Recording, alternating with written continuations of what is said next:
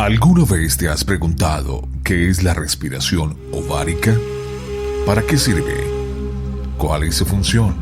Al igual que los secretos de la conexión del sexo y el corazón, la alquimia femenina. Descúbrelo hoy en Escuchando Ando. Bueno, pues que disfruten profundamente de su capacidad de respirar, de estar vivos y de unir esto con su sexualidad para que estar vivos sea una fuente de placer inagotable, porque estamos diseñados con placer, así que nuestro destino es el placer y creo que la forma más fácil de acceder a esto es conectarnos con la vida, y conectarnos con la vida es conectarnos con la respiración. Aprender es atrapar. Aprender es atrapar conocimiento de alguien más. Comprender es atrapar globalmente un conocimiento. Y emprender es atrapar una oportunidad para siempre. Bienvenidos en Escuchando Ando. Hoy emprenderemos y aprenderemos con... Hola, soy Sayiva Hurtado, creadora del sistema de respiración ovárica, alquimia femenina y de respiración alquímica, sexualidad sagrada, y los invito a escuchar mi podcast en Escuchando Ando. Un abrazo. Escuchandoando.com. Hey, hola, ¿qué tal amigos? Bienvenidos a Escuchando Ando. A partir de este momento, con ustedes, Gerson, acompañándolos en un especial más en esta maratón que tenemos de invitados con viajes extraordinarios, con ideas e información inspiradora y con mucho aprendizaje para aquellos que estamos haciendo esta terapia especial de aprender a escuchar. Mucha gente se viene vinculando con nosotros, ya casi para cumplir un año de nuestro podcast, en el cual hemos entrevistado grandes personajes y hemos aprendido de todo. Si ustedes quieren, pueden encontrarnos en cualquier plataforma de audio y allí visitar los más de 150 episodios que hemos realizado. Pueden escucharlos en orden, en desorden, como quieran. Lo importante es que los escuchen y aprendan. Y si les gusta, que los compartan con su equipo de trabajo. Hoy vamos con una invitada especial que se llama Sayiva Hurtado. Sayiva es colombiana. Nos está acompañando porque ha hecho un viaje. Hoy yo creo que el tema central es el viaje, pero no el viaje normal que acostumbra a hacer uno de la casa al trabajo o el viaje de vacaciones, sino el viaje a este mundo, al planeta Tierra, y cómo la ha llevado por diferentes países aprendiendo N cantidad de cosas. Nos vamos a ahorrar ese viaje porque ella nos lo va a compartir y vamos a aprender mucho con Sayiva. Así que bienvenidos, ya lo saben. Pueden participar con nosotros a través de Telegram en escuchandoando.com y también a través de nuestro correo electrónico, que es La Gran Idea. Bueno, ese es el mío. El del podcast es escuchandoandoradio@gmail.com. Ahora sí, le damos la bienvenida a Sayiva. Hola, bienvenida a Escuchando Ando. Hola, ¿cómo estás? Un gusto. Bueno, encantados de tenerte y de compartir contigo y de que nos empieces a ilustrar un poco acerca de cómo ha sido tu recorrido por más de 30 países estudiando y entregando conocimiento desde muy, muy joven. Y bueno, así, eso, desde muy joven salí, yo soy colombiana, pero salí de aquí a los 19 años, creo. Pues sí, impulsada un poco por ser un poquito diferente a como el esquema normal de ser una chica colombiana, con un deseo grande de ver el mundo y de ver culturas y de aprender cosas que ni sabía que buscaba, pero era como que desde chiquita tenía una gran inquietud adentro mío de que el mundo debía ser diferente de como se me había presentado en mi educación, muy convencional además, una educación muy tradicional, Opus Dei. Y así empecé a los 19 años a viajar, a vivir sola, a recorrer el mundo y a encontrarme con mi propio mundo, que creo que ha sido el más grande y más intenso de los viajes, ha sido el viaje hacia adentro. Un viaje interno que te ha llevado a aprender y a crear distintas técnicas para vivir mejor. ¿Cuáles son estas técnicas? Bueno, yo creé dos sistemas que en realidad son 7 porque tienen sus subsistemas. Creé primero un sistema que se llama respiración ovárica, alquimia femenina, en el que, bueno, yo soy ginecóloga, médica china ginecóloga y psicóloga gestaltista. Y con todo esto y mis estudios y mi proceso personal, creé esta técnica que se enfoca en el trabajo con el desarrollo de la energía sexual de la mujer. Pero luego pues también las mujeres pedían que también los hombres pudieran tener este conocimiento y los hombres también lo pedían, así que desarrollé otro sistema que se llama respiración alquímica, sexualidad sagrada, en la que los incluimos a ustedes para que también tengan oportunidad de trabajar sobre su energía sexual y aprender cómo hacer de su energía sexual un camino espiritual. Y de ahí pues esto que te decía, tenemos subsistemas en los que trabajamos diferentes temáticas que tienen que ver con la sexualidad, con los paradigmas de la sexualidad de nuestros padres, con la enseñanza, con el aprendizaje, ¿no? De la religión, del sistema y como la domesticación humana que estamos sufriendo todos. Básicamente me dedico a desdomesticar personas. Hemos aprendido sobre la respiración, que es tal vez uno de los principales elementos a la hora de vivir, de existir, de relajarse, de entender el mundo, de conocerse y de controlarse. La respiración es algo que nunca en el colegio ni en la universidad lo enseñan, pero es algo que todos deberíamos de saber y aprender a manejar. ¿Cuándo fue el momento en el que aprendiste a respirar y cuál fue la diferencia, lo que cambió para ti el hecho de ser consciente de tu respiración? Yo comencé este camino cuando tenía 19 años en un retiro espiritual que me llevó mi mamá, en el que recibí una técnica muy hermosa que se llama Renacer, que es una técnica creada por un norteamericano que tiene influencia de la India, por supuesto, en Oriente, o sea, como esto que tú decías de no nos enseñan a respirar en Occidente, porque en Oriente es como la base de la vida, es vivir en el aquí y el ahora, y la respiración es, aparte del latido del corazón, como lo más presente que nosotros, o sea, que sucede en nosotros y de lo cual podemos ser conscientes, ¿no? Entonces, ahí cuando tenía 19 años tuve mi primer encuentro con la respiración de una forma más consciente y cambió mi mundo radicalmente, porque en este tipo de respiraciones como el Riverdi, ¿no? La respiración holotrópica o el sistema que yo creé, lo que hacemos es respirar un poco más rápido de lo normal para poder entrar en estados alterados de conciencia y acceder al inconsciente. Entonces pues realmente fue un cambio radical en mi vida, porque pude acceder a espacios de mí que creo que ni yendo a 40 años de terapia tradicional hubiera podido comprender, porque son como lugares de los laberintos de nuestra mente y de nuestro ser que no es tan fácil acceder y que solo se puede acceder a través de la respiración.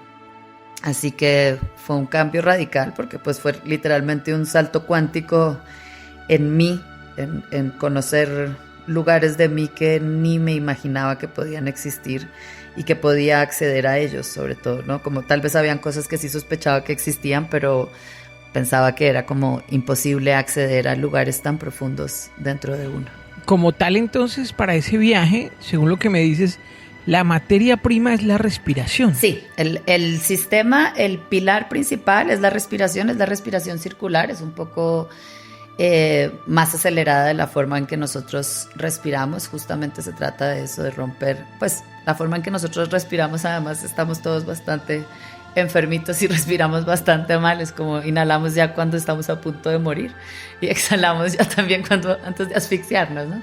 Entonces lo que hacemos con estas respiraciones circulares es acelerar el pulso de la respiración y llevar el cuerpo también de alguna manera a un límite, y al mismo tiempo se van haciendo una serie de movimientos en los cuales se activan los órganos y los sistemas glandulares a la vez que los meridianos dentro del cuerpo, para hacer una autorregulación no solo en la parte psíquica, que es esto que te explicaba de entrar en procesos de estados alterados de conciencia, sino que también el cuerpo orgánicamente se pueda autorregular y pueda volver a encontrar la salud sin tener tampoco que hacer tanto diagnóstico y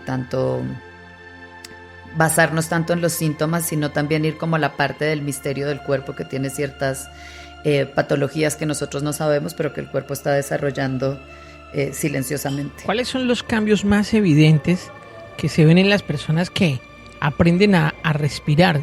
¿Dónde está ese cambio, esa transformación que sufre el individuo? Pues en el foco de mi trabajo, como es un foco específicamente que lleva la mirada muy a la energía sexual de una forma más amplia que no tiene que ver con lo genital, sino con la energía de la creación, pues yo creo que el cambio más importante que sufren tanto hombres como mujeres es como una resignificación de lo que es la sexualidad, de lo que es la energía sexual y una unificación. O sea, el foco de mi trabajo es sexo, amor y conciencia, es poder unificar esas tres energías. Entonces creo que como que el mayor de los cambios que sufren las personas es poder comprender que el sexo y el amor no están separados, que son parte de un mismo pulso, que de hecho cuando los unimos es como que entramos en nuestra mejor versión. Creo que uno de los efectos más hermosos para el hombre es justamente ese, es como poder encontrar y aceptar su lado femenino, su parte sensible, poder reencontrarse con su corazón y darse permiso a sentir. Y en la mujer, pues quitarnos tantas taras sexuales, ¿verdad?, que vienen como huella del patriarcado y que han afectado no solamente a nivel psíquico y emocional, sino que tiene una repercusión médica bastante importante en el sistema femenino. Entonces, pues sanaciones como la infertilidad, la anorgasmia, la depresión, ayudar a las personas sobre todo como en esa parte de empoderamiento, pero no de empoderamiento de positivismo, sino realmente de una fuerza que comprendemos que no es un discurso mental, sino es una fuerza que emerge desde lo profundo de cada uno y que justamente emerge de ahí, de su energía sexual, y empoderar al hombre también en su energía sexual unida al corazón, pues creo que es uno de los cambios más radicales y más hermosos que hace el sistema y además más importantes y necesarios en este momento de la humanidad. Nos escuchan en los 5 continentes. ¿Cuáles serían los tips que tú nos podrías dar para aprender a respirar y para empezar a utilizar este tipo de energía y hacerlo mejor? Pues justamente esto que comentaba antes, como de estar en el presente, ¿no? Como en general nuestra mente es el gran protagonista de nuestra vida y termina siendo de alguna manera, en vez de un aliado, un enemigo, saboteándonos, inhibiendo funciones que son automáticas en nuestro cuerpo, como la respiración. Entonces realmente dedicar tiempo del día a llevar la atención y la intención a la respiración, a darnos cuenta si estamos inhalando, si no estamos inhalando, cuán largo inhalamos, cuán largo exhalamos, si son diferentes, y poder empezar a compensar esas dos energías, porque por ejemplo en las ciencias orientales se habla mucho de la energía femenina y masculina, ¿no? Y exhalar es energía masculina, inhalar es energía femenina. Entonces también llevar la atención aquí hace que empecemos nosotros también a poder compensar esas fuerzas dentro de nosotros. O sea, la idea es que uno inhale lo mismo que exhale, es decir, que uno dé lo mismo que recibe, que uno penetre igual que es penetrado. Y también otra clave para esto, pues como para tener una vida más armoniosa a través de la respiración, es dirigir la respiración a todo el cuerpo, ¿no? Es como, imagínate, si no somos casi ni conscientes que usamos los pulmones para respirar, pues el resto de los órganos básicamente ya terminan recibiendo oxígeno por accidente.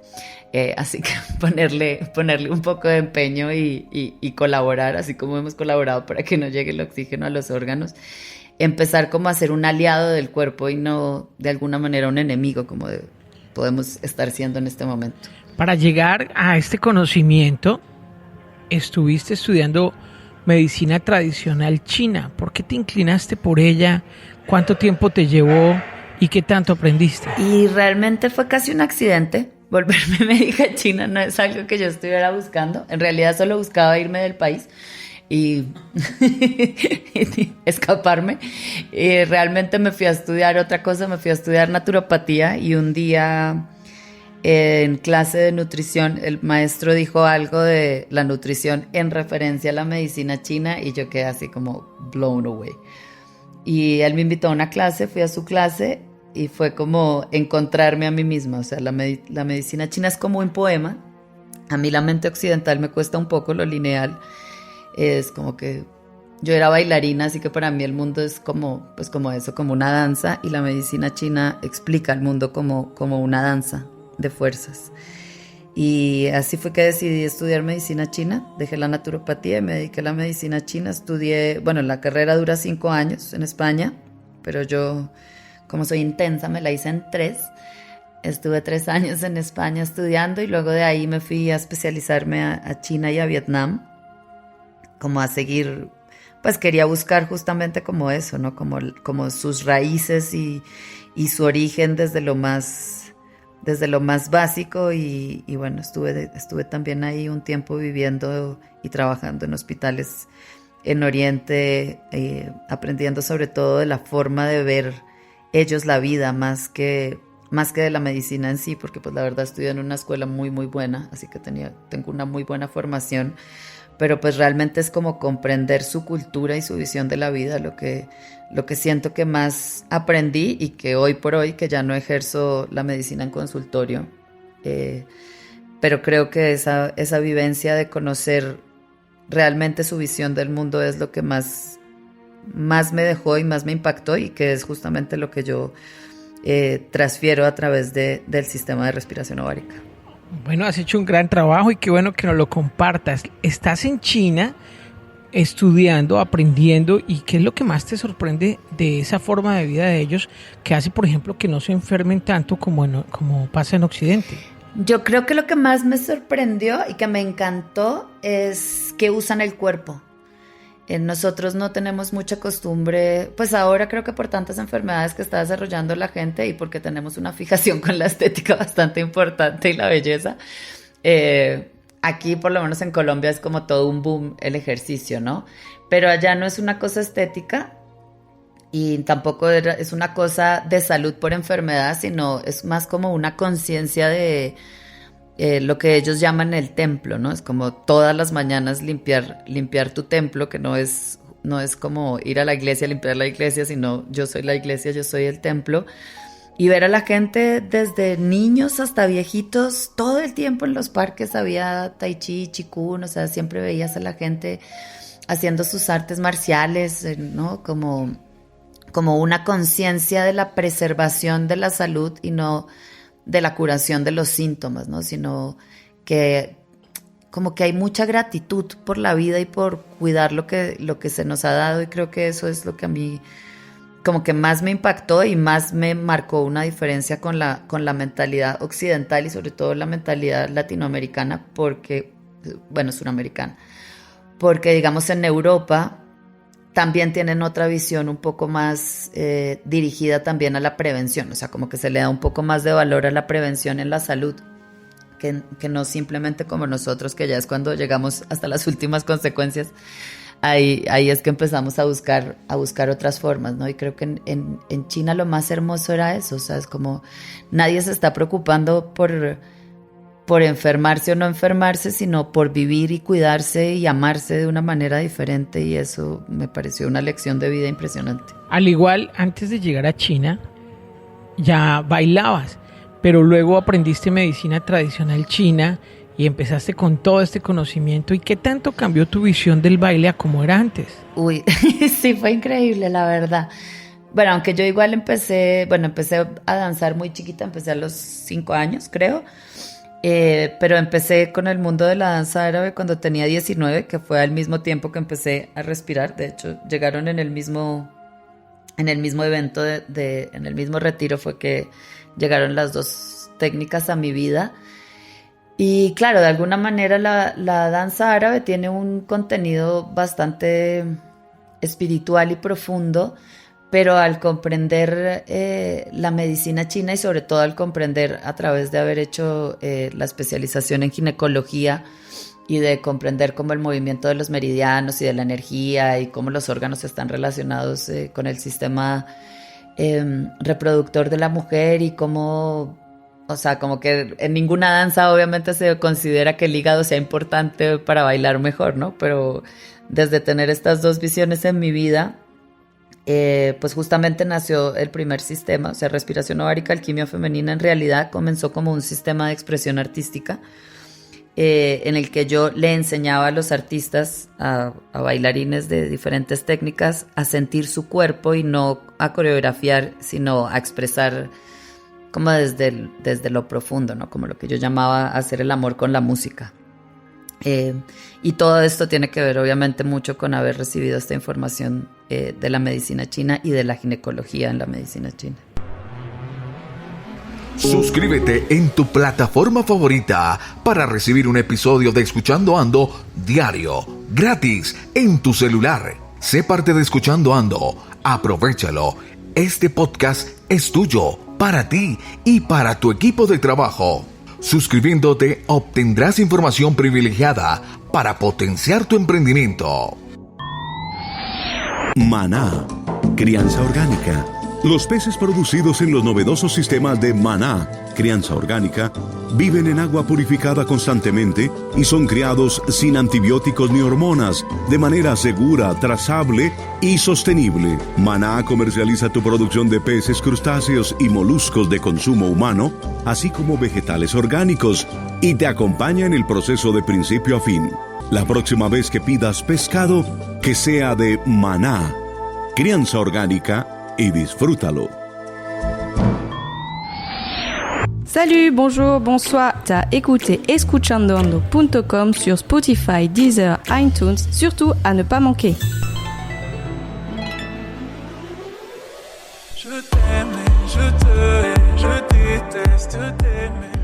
Decides viajar a la India. ¿Qué fue lo que te motivó a irte a la India a continuar tu conocimiento? Pues siempre tuve como mucha afinidad con su cultura. O sea, digamos, yo no soy una persona religiosa, pero de las religiones siempre la que más me llamó la atención fue el hinduismo. Me gustaban sus muñequitos, decía yo. Me gustaban sus dioses. Me gustaba como la intensidad, como lo bizarro que eran, ¿no? Digamos, la diosa Kali, que es todo lo contrario a ver a una virgen que es como tan arregladita, tan hermosa, tan pulcra, y esta diosa así llena de cabezas colgando de sangre. Me parecía alucinante, me parecía hermosísimo y muy misterioso, y quise ir pues como a entender un poco más de esto, y ahí justo tuve la suerte, como si se lo hubiera pedido a alguien, pues se lo había pedido al universo, y justamente llegué a India y de casualidad o causalidad me llevaron a vivir al crematorio, que es donde se adora a esta diosa, que es justamente esa que me llamaba tanto la atención, pero sin ni yo saber, ¿no? Yo ni sabía de dónde era esta diosa, ni qué significaba, ni nada, y una persona que conocí me llevó a vivir ahí. Y bueno, ahí creo que fue cuando realmente empezó como la parte más intensa de mi camino, que fue la comprensión del trabajo con la muerte interior, ¿no? No tanto con la muerte del cuerpo, porque esa la tenía más asimilada en la parte médica, sino con la muerte del ego y de la personalidad, y todo esto pues me lo dio justamente como la comprensión de estos dioses en la India. Compártenos un día especial que sea inolvidable para ti en ese viaje a la India, algo de aprendizaje que te haya quedado y que hayas dicho, este día jamás lo voy a olvidar. Y creo que el día que tomé agua del Ganges y no me morí. Porque no es como que hay un mito de que el agua del Ganges es terrible, o sea, pues lo cual es verdad, o sea, sí está bastante envenenada. Yo parezco hindú, o sea, mi constitución física es como si fuera hindú, entonces me pudieron llevar a templos donde no son permitidos occidentales, templos de oración, así como de movimientos espirituales muy, muy avanzados. Y parte de la puya es como la oración o la ofrenda que se le hace a Dios, se toma agua del Ganges. Y yo ahí sí dije, Dios santo, bueno, me despido. Me despido, y la verdad que no pasó nada, ¿no? Aquí estoy todavía, volvería a hacerlo. Pero creo que es de esos días que uno dice como Dios sí existe, ¿no? Porque si no estaría para contarlo, porque pues, o sea, sacan el agua de al lado donde tiran los muertos. Sí, eres experta en el sexo tántrico. ¿Qué tan importante es la alimentación en relación con el sexo? Bueno, en realidad yo no soy experta en el sexo tántrico, soy tántrica. Lo que pasa es que en Occidente está muy relacionado el tantrismo con la sexualidad, pero pues la verdad es como que es bastante bastante distante, solo una pequeña parte de todo lo que el tantrismo en sí es. Y la alimentación, mira que de alguna manera, a diferencia de muchas otras corrientes espirituales en que se requiere ser vegetariano o se habla más como de estas cosas, el tantrismo, y creo que es parte de lo que a mí me atrapó, es como la ciencia de haz lo que te dé la gana. Y yo soy buena para eso. Entonces es como, pues si tienes ganas de comer carne, come carne, ¿no? O sea, es como es una filosofía de presencia y unión en lo que no existe el bien y el mal. Es como existe lo que te hace bien o te hace mal, entonces no hay una consideración que la carne sea mala o que las verduras sean mejores, o es como el tantrismo es aprenderte a sentir, es aprenderte a conocer a través de los sentidos internos, es aprender a escuchar justamente, ¿no? Digamos, yo era vegana y un día así, el cuerpo dijo, y hoy tenemos ganas de comer carne, y yo fui muy tranquilamente, me senté y me comí mi pedazo de carne, y como con el agua del Ganges no me pasó nada. Entonces realmente es una visión de lo que te hace bien o lo que te hace mal. No son las cosas, sino la forma en que te penetras con las cosas, ¿no? O sea, por eso es que creo que está un poco mal interpretado el tantrismo en Occidente, y es porque se entiende que al hablar de penetración, la gente cree que estamos hablando de penetración sexual, y en realidad en el tantrismo estamos hablando de penetración sensorial, ¿no? Es de lo que entra en nosotros y nos transforma y nos mata literalmente, pero la muerte para ellos tampoco es la muerte del cuerpo, sino nos mata en el estado en que nos encontramos cuando algo nos penetra y nos modifica. Y de la India te fuiste para Vietnam. ¿A qué fuiste a Vietnam y qué dejaste por allá? A Vietnam me fui a hacer una especialización en patologías psicoemocionales, porque cuando estuve en China, de todas maneras, pues la medicina china ha cambiado mucho desde el emperador amarillo hasta el día de hoy. Y yo realmente de la medicina china que me enamoré fue de la del emperador amarillo, y un poco me decepcioné cuando vivía en China en la práctica de la medicina, porque es como que las emociones se habían quedado de lado, ¿no? Y para el sistema en sí, o sea, para el taoísmo y para la medicina china, las emociones tienen que ver muchísimo. Pero yo sentía que estaba medio coja, o sea, que tenía mucha información para ayudar en enfermedades que tenían que ver con el sistema, con el cuerpo en sí, pero no con lo emocional. Entonces fui a Vietnam. Vietnam tiene una orientación un poco más tradicional al no haber atravesado el maoísmo, que pues marcó un cambio muy profundo en todo, en China. Y Vietnam está más preservado, entonces la medicina china también está más preservada, y ahí hice esta especialización, y hice también otra que fue muy linda, que fue sobre técnicas del dolor. Y bueno, ¿qué me dejó Vietnam? Me encantó, me gustó mucho más que China, porque está como más virgen, bueno, estaba, no sé porque ahora cómo es, porque esto fue hace, ya no me acuerdo, como 15 años, cuando era joven y bella. ¿A qué te refieres con lo de técnicas del dolor? ¿En qué consiste? Técnicas del dolor, digamos, la fibromialgia, artrosis, artritis, sobre todo enfermedades de dolor que en la medicina occidental no tienen solución, porque no tienen un origen el cual ellos puedan diagnosticar. Entonces, digamos, en Occidente estas enfermedades como la artrosis, la artritis, el reumatismo, la fibromialgia, que ahora es tan común, se tratan de manera paliativa, pero no se tratan de manera sistémica, no se tratan como raíz.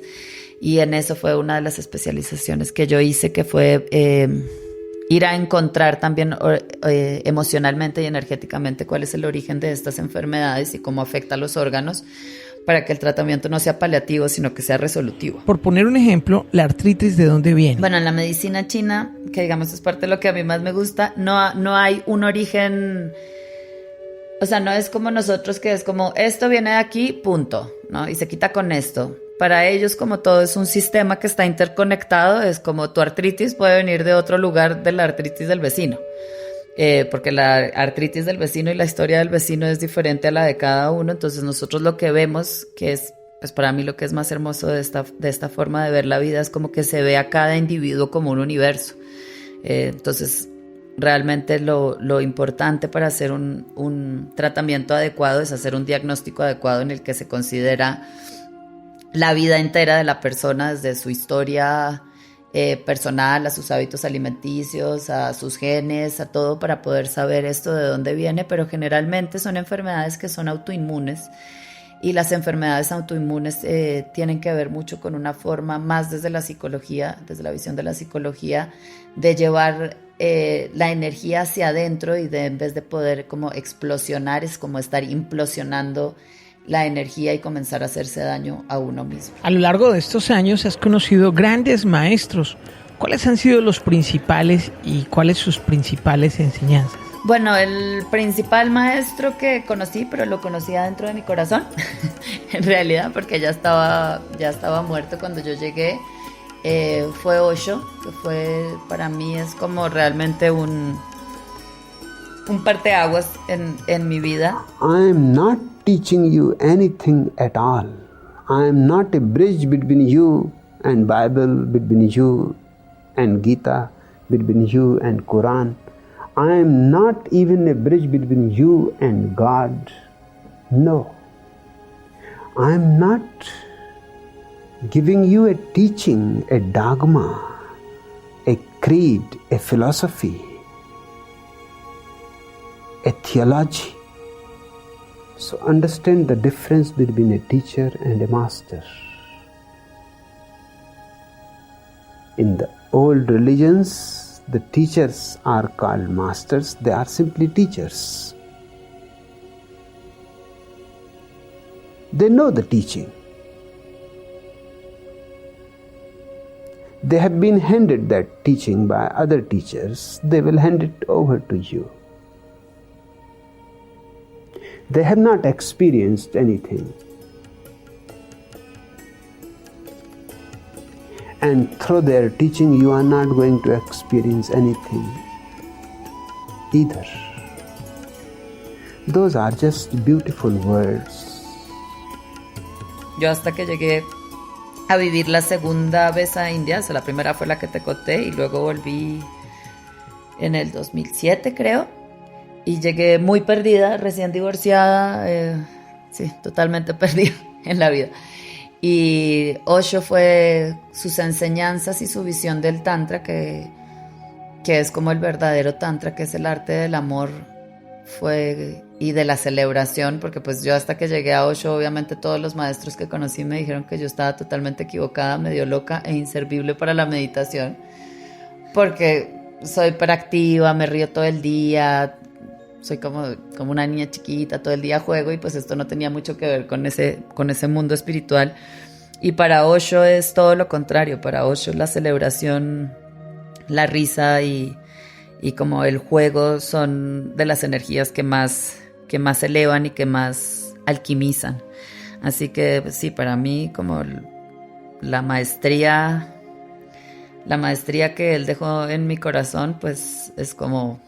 Creo que no lo puedo comparar con nada. Y otra maestría que tampoco es una persona, es una planta, es el camino que tuve durante un tiempo con la ayahuasca también. Creo que pues en ese momento mi maestro fue la naturaleza y la existencia. Sí, es como que nunca he tenido maestros físicos de la tierra. He tenido muy buenos profesores, pero sí, nunca he podido llamar hasta el día de hoy a nadie maestro. Pero puedo llamar a la existencia y a Osho profundamente con todo mi corazón. Conocemos la influencia de Osho aquí en Occidente y cómo muchas personas han iniciado un camino que los ha llevado a un mejor estadio siguiendo sus enseñanzas. Pero ¿qué tal es la influencia allí en la India? ¿Cómo lo ven? En la India tiene sus oposiciones porque es como... O sea, como que rompe con todo el esquema, ¿no? Tiene mucha gente que lo sigue. O sea, yo viví ahí en el ashram de él y en realidad obviamente el 90% de las personas no son hindús. Pero en la época que él estaba vivo, sí habían muchos hindús. Lo que pasa es que su forma era una forma como muy contraria de alguna manera para ellos, porque pues yo no la veo contraria, pero para ellos en su forma de ver sobre todo la parte material, ¿no? Que en la India hay como tanta orientación hacia que todo es maya, entonces como todo es maya hay que desapegarse de todo y hay que soltarlo todo y no hay que tener materia y hay que renunciar a todo. Y Osho pues tenía la visión contraria y es como, o sea, que es justamente lo que te decía el tantrismo, es como pues la materia no es buena ni mala, es materia y si está pues úsala. Entonces creo que por esta forma no es el maestro que más seguidores tenga en India, pero también fue un maestro que fue muy, muy, muy bien amado por muchos y bueno, su legado está bastante vivo en India, hay ashrams por todas partes, o sea, aparte del centro principal en Pune, hay ashrams que de hecho son solo para hindús en el resto de la India y donde hasta hoy se siguen sus enseñanzas y sus meditaciones todos los días. A nivel de la planta que nos comentaste, háblanos más, que causa bastante curiosidad cómo una planta se vuelve tu maestro. Sí, o sea, en realidad no se vuelve mi maestro la planta, se vuelve mi maestro la existencia y como la amplitud en la que podía entrar a través de la planta, que es un poco en realidad lo que se hace a través de la respiración. O sea, yo no tomo plantas hace mucho tiempo porque a través de la respiración realmente se llega a los mismos estadios. La planta lo que genera es un acceso a través de una hipersensibilización, de una exaltación de los sentidos a poder estar entrando en estados alterados de conciencia. No son, no son alucinaciones ni nada de eso como se dicen, son simplemente eso, es poder entrar en un espacio extrasensorial donde no es que estés viendo enanos voladores, sino estás viendo cosas que existen en planos más sutiles. Por eso para mí fue una maestría, porque fue, digamos, como poder conocer a la naturaleza, que para mí es como el mayor de los maestros, es donde está contenida la existencia misma y todos sus legados, de una forma diferente, ¿no? Porque al poder estar como un poco más aislada de los sentidos externos y poder entrar más en profundidad en los sentidos internos, pues la visión ya no es como la planta que veo todos los días, sino es poder ver más en profundidad, sentir en profundidad, oler en profundidad, escuchar y conectarse, ¿no? Es como, creo que lo que tiene la planta en realidad es que, para mí es que es tantra puro también la ayahuasca, porque es de nuevo el mismo camino, es el camino de retorno a la unidad, utilizando una parte de la naturaleza. Pero pues como te decía, yo encontré que a través de la respiración se puede llegar a los mismos lugares sin tener que estar en el espacio de vulnerabilidad de depender de un otro, que obviamente no es algo que me guste, así que prefiero hacerlo respirando yo sola que tener un chamán o alguien que me guíe. Al día de hoy, ¿qué tanto estudias y qué tanto investigas acerca de todas las técnicas que manejas? Estudio poco. Yo estoy en un proceso lo llamo en un proceso de estupidización. Es como quiero volverme cada día como más, como soltar la información, ¿no? Como si me hiciera de alguna manera una lobotomía y me quedara sin información adentro mío y poder empezar a ver el mundo con más, como con más ingenuidad y simpleza, porque siento que a veces tanta información, o sea, yo fui muy nerd, pero así como una come libros demencial en mis primeros años, pero siento que a veces saber tanto hace que me pierda de saber realmente, o sea, de saber como en un sentido de poderme conectar con una sabiduría más grande y salir de simplemente la parte de mi conocimiento lineal. Entonces estudio poco, investigo, ahora voy a empezar una investigación, pero esto es más como a nivel científico, de probar el sistema de respiración ovárica y el sistema de respiración alquímica a nivel científico, o sea, de poder mostrarle a la ciencia que no es así como un conocimiento esotérico, sino que esto realmente tiene efectos y cambios en la psiquis, en el sistema nervioso, en el sistema sanguíneo, en las hormonas, en las emociones de las personas, que realmente se logran cambios radicales en nuestras vidas cuando incluimos a la energía sexual y la unimos con la energía del corazón. Ese es como el estudio que voy a hacer ahora, pero de resto intento ni siquiera leer. No quiero saber. ¿Cuáles son los lugares los lugares tanto digitales como físicos que nos recomendarías para iniciarnos en toda esta onda? Y es que ahora hay una oferta muy tremenda de todas estas cosas. Realmente es difícil decir. Yo creo que cada persona necesita un poco saber es como cuál es su... Porque ahora viste que las cosas como se ponen de moda, entonces la gente ni se pregunta si eso es para ellos o no y simplemente van siguiendo la masa. Yo pienso que uno antes de ir a seguir a la masa tiene que como preguntarse cuál es su forma y a través de esa forma empezar a indagar un poco, no sé, a través de las redes. Porque sí, o sea, la gente piensa que si va a India va a encontrar a Dios y pues es que Dios está en todas partes, no hay que echarse un viaje tan largo ni gastarse todos los ahorros para poderlo encontrar. Y hay 1000 personas que han ido a la India y les ha parecido la cosa más horrible del mundo. Entonces creo que realmente para uno tomar esa decisión es más como una escucha profunda de qué cosas lo conectan a uno con su divinidad, qué cosas lo conectan a uno con su corazón y desde ahí pues poder indagar en toda esta oferta, porque es que realmente pues hay cientos y cientos de sistemas, cientos y cientos de talleres, viajes, ¿no? O sea, yo les recomiendo mucho que vayan a mi página, que me sigan a mí. Pero mentiras, hay tantos sistemas que son tan distintos al mío y que también pienso que son súper válidos y súper hermosos, porque yo tampoco creo que mi sistema sea para todo el mundo. Creo que son diferentes puertas que nos llevan al mismo lugar y que tienen que ver más es con la resonancia que nosotros tenemos a ciertas cosas. Volviendo al tema de la respiración, que es algo bien interesante y que pocas personas saben, ¿has notado que es algo que en las culturas ancestrales viene trabajándose desde mucho antes? O sea, viene trabajándose consolidadamente y como que hay un denominador común en las culturas ancestrales, cosa que ya no hay ahora. Sí, mira, justo la semana pasada estaba en Roma dando un entrenamiento para profesores y yo les decía como el monoteísmo acabó con la respiración. El monoteísmo, al condenar tanto el cuerpo y el placer y de alguna manera poner a Dios afuera de nosotros, acabó con todas estas prácticas ancestrales en todos los... o sea, yo, cada país que he ido a estudiar su cultura ritualística, siempre tenía que ver con la danza y la respiración. Siempre, las formas en que ellos accedían a la divinidad y que se conectaban con el todo tenían que ver con el sexo, ¿no? Todo esto tenía que ver con el politeísmo.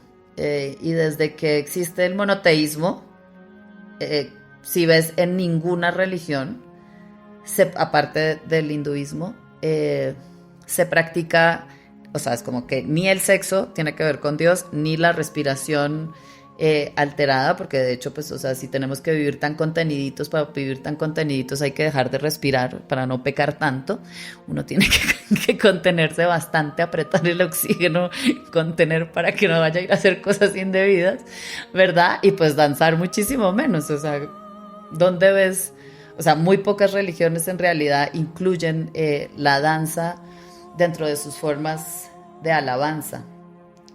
Pero ancestralmente, de hecho, unir estas tres formas, o sea, la danza, el sexo, los hombres y las mujeres juntos, y la respiración de estas formas en que no era una respiración como fisiológicamente se respira, sino era una respiración o hipooxigenación, que también te lleva a un estado alterado de conciencia, o hiperoxigenación, que también te lleva a un estado alterado de conciencia, se utilizaban no solamente para sanar enfermedades, sino para conectarse con la divinidad.